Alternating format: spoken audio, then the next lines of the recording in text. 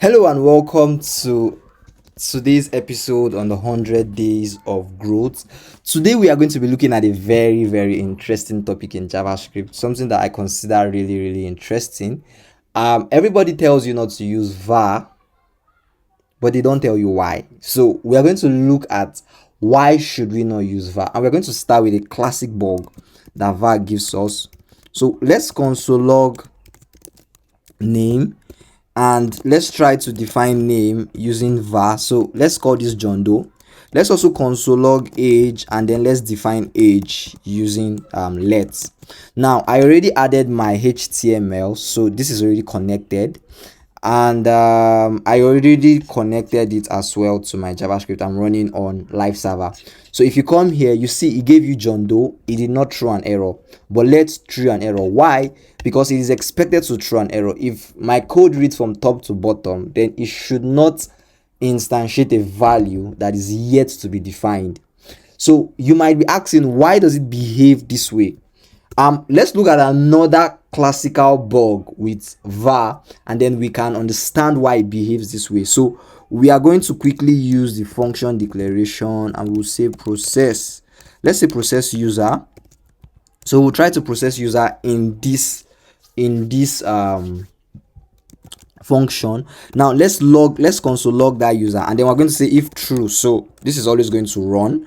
We are going to declare user, right? And then we are going to assign user to, let's say, Joshua.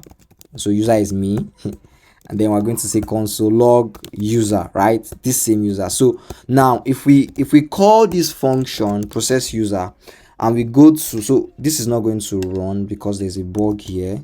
Let's also console log this out. So if we go to our console, you see, so it still did not throw an error. It just threw undefined in the first instance where we are trying to console log user, and then in the second instance it threw Joshua. Why does it behave this way? Because var is function scoped. It is not block scoped, which means it is available everywhere in the function. Think of it this way. This is the analogy I always use to explain block scope and function scope. You have a house, there are different rooms in the house. The behavior of var with your functions and variables is that as long as that variable is accessible in the house, any method, any variable, anybody in the house, no matter the room where they are, can access that variable. So you could be in the dining room, and then a variable in the kitchen needs that variable, it can access it. So var is global technically. But if we do this with let, it's going to throw an error. Why? Because let is block scoped, right? So if we say process, okay, let's just copy this and on comment and change this to let. So if we do this now, we are going to get, sorry, this cannot be. So let's user equal to Joshua, and now if we do this, you see that we get user is not defined, right? Now this user is not defined is coming from line 21. It's not even going down beyond user is not defined, right?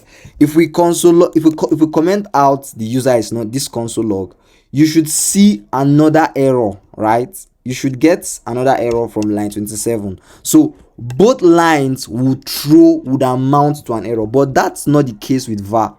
Why? Because var is globally scoped, but let is block scope, meaning if you must access a variable, you must be in the same room. Even though you are in the same house, you must be in the same room with that variable. If you are not in that room, you cannot access the variable. And I think this is one reason why you should always use let over var, because let is block scoped, right? It helps you to, it's more predictable, and it's not hoisted.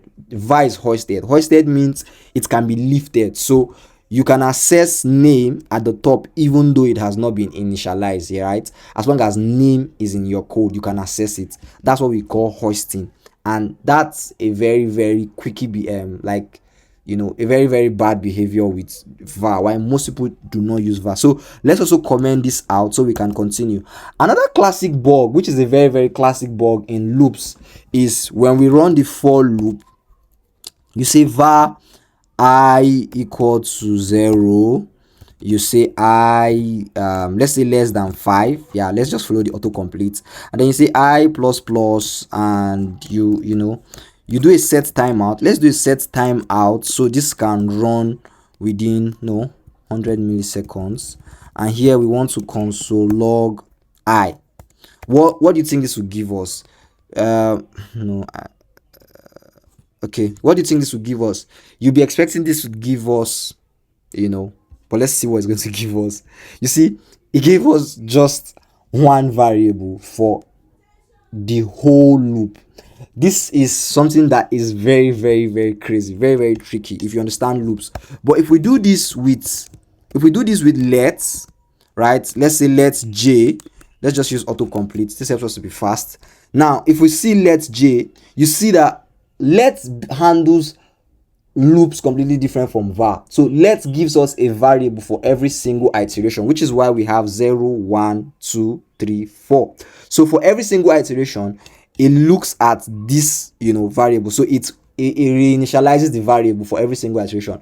But that's not what var does. Var just gives us a single variable for every iteration combined together. So since it's going to loop for 5 times, it just gives you 5 in 5 places. It doesn't run the loop, which is, considering the fact that it is a loop, it is very, very, very weird, and it is very, very bad. And that's just the behavior of var. Another very, very funny behavior of var is that var messes your global window object.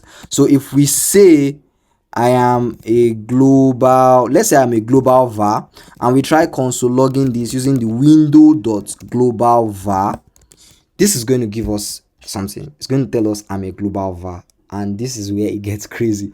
So you can actually mess up the window object, mess up properties in your window object using var. That's how crazy it is. But if we try this with let's, it's definitely not going to work. If we say global let's equal to I am a global let, and we try to do this, it's going to give us undefined. Why? Because this variable does not exist on the global object. So you might be asking, why then do we still have var in JavaScript? So the reason why we still have var in JavaScript, because var has been here for a very long time. We've had var in JavaScript up until ES6. I think that was in 2020. 2023 or 2026, I can't remember the exact time now, when ES6 came out, and we got let and const. But up until that time, a lot of websites ran on var. So for the sake of legacy code base, right, var is still left in JavaScript. But moving forward, for future updates, for new implementation, you shouldn't use var, because it's an old method. It's something that doesn't exist anymore. It's something that, not like it doesn't exist, something you shouldn't use anymore. Why? Because it has a lot of weird behavior, right? So always stick to let and const. Now the rules for using let and const is simple. Start with const if you need to redeclare your variable. If you need to reinitialize your variable, you switch to let, but always start with const. Another benefit of starting with const is that when someone sees your code, they can immediately understand, okay, he used a const here because this is a constant variable that is not going to change anywhere on the code. So I hope with this I've been able to explain to you why you should not use var, and not just tell you not to use var. So these are some of the there are a few other bugs, but these are some of the classic bugs why you should not use var. Always run away from var if you have your way. Not if you have your way, always run away from var. Always run away from var. So that will be it for today. I believe you learned something. Do well to follow me if you haven't. Like, share this to your friends, subscribe, and turn on your notification, your subscription button, so that you can always get notified whenever I post a new video. Thank you for stopping by today. See you tomorrow. The journey continues.